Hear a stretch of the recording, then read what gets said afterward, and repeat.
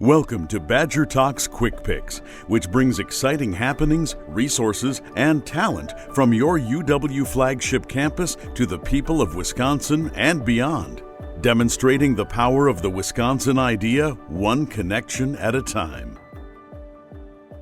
My name is Miernowski, and I'm the Halverson Bascom and Douglas Kelly Professor of French in the Department of French and Italian at the University of Wisconsin-Madison.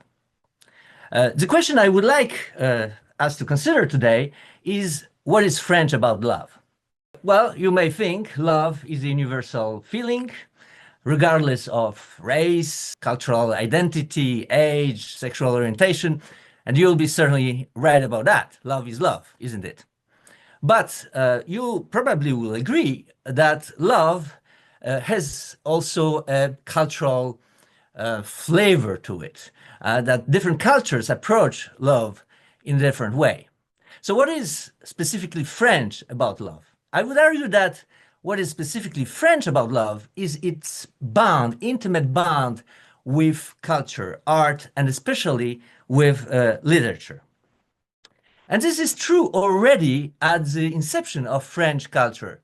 In the 12th, 13th century in southern France, there are literally hundreds of poets, composers, and singers who chant, celebrate love. Those are the Troubadours. Some of them are high aristocrats, like one of the first Troubadours, the Duke of Aquitaine, William IX, or some are just commoners, or even clerics, and even, as we will see, women.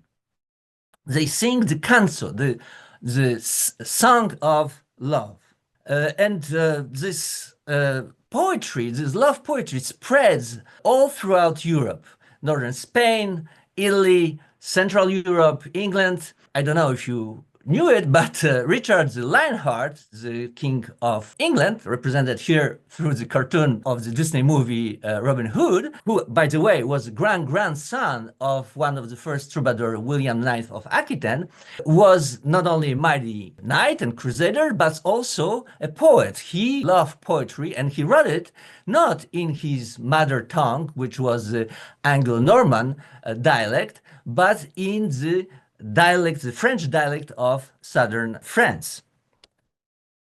With this poetry, what spreads throughout Europe is a certain conception of love called the fin amour. You can translate it as the subtle love, the courtly love, the sublimated love in a certain sense. What is fin amour? Fin amour is a path toward emotional and moral perfection. Especially the male part of the relationship, the knight, has to perfect himself, to sublimate his erotic desires into a moral perfection, which does not mean that the desires are gone, not at all. They are maintained in the state of the highest tension, which causes, of course, suffering. And this suffering is what fin amour calls joy. That is the most important value of love. And of course, who is suffering? It is the man. Struck by the arrow of love, he has to merit the mercy of his lady, the grace of his lady. The women are in the position of power in that cultural vision of love. And of course, fin amour is a cultural role play, you may say. So, like in any role play, the roles can be switched around. And that's why I would like to bring here as an example a poem, a canso, by a woman troubadour, La Contessa de Dia. She takes the role of the lover, of the suffering lover, and complains about the fact that her lover does not give her mercy and therefore betrays the ideal of courtly love. Let's have a listen of a couple of seconds of this beautiful song.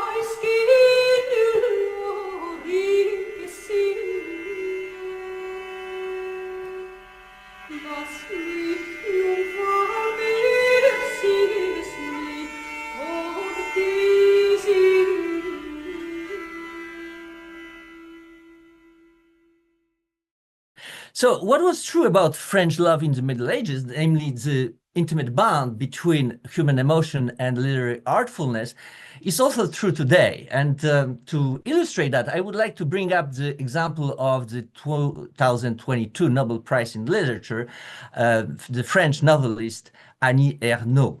Annie Ernaux's novels are very particular, very special. They are very short, and each of them is devoted to a moment, an aspect of Annie Ernaux's own life, or maybe more exactly, the fictional alter ego of the author.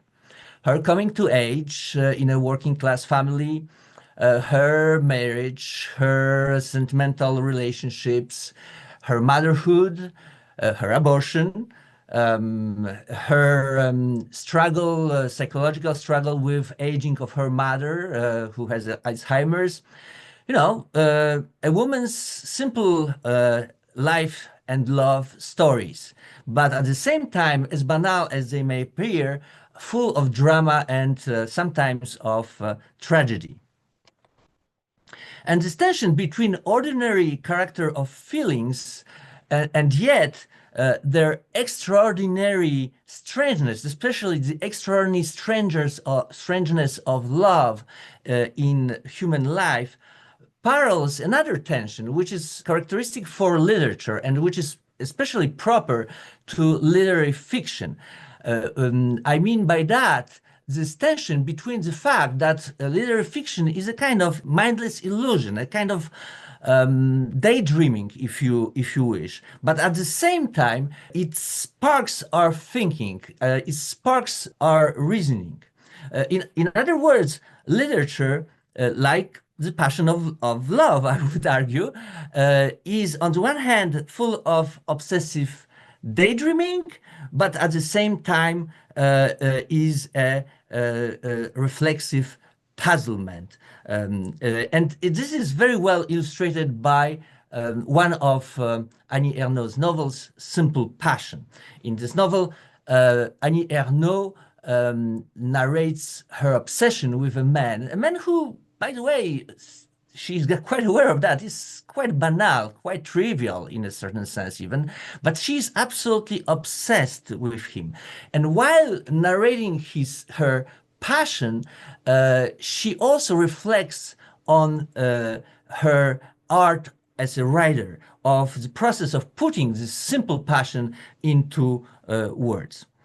I would like to end this brief presentation by two fragments taken from Simple Passion, and I would like to ask my former student, Maya Reinfeldt, to kindly read to you those two fragments that, in my sense, illustrate this clash between unconscious obsession and thoughtful art making.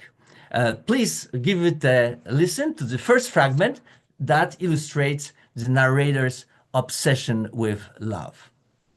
In September last year, I did nothing else but wait for a man, for him to call me and come round to my place. I would go to the supermarket, the cinema, take my clothes to the dry cleaners, read books, and mark essays.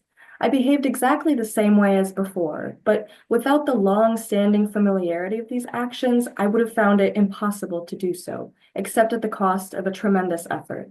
It was when I spoke that I realized I was acting instinctively. Words, sentences, and even my laugh formed on my lips without my actually thinking about it or wanting it. The only actions involving willpower, desire, and what I take to be human intelligence were all related to this man. And here is the second fragment, doubling this obsession, this obsessive erotic passion with very thoughtful literary reflection. Please, Maya. Quite often, I felt I was living out this passion in the same way I would have written a book, the same determination to get every single scene right, the same minute attention to detail. I could even accept the thought of dying, providing I had lived this passion through the very end, in the same way I could die in a few months' time after finishing this book. Thank you very much.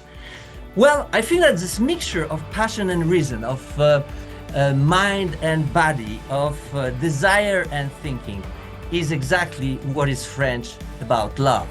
and possibly what is French about literature and culture in general. Thank you very much.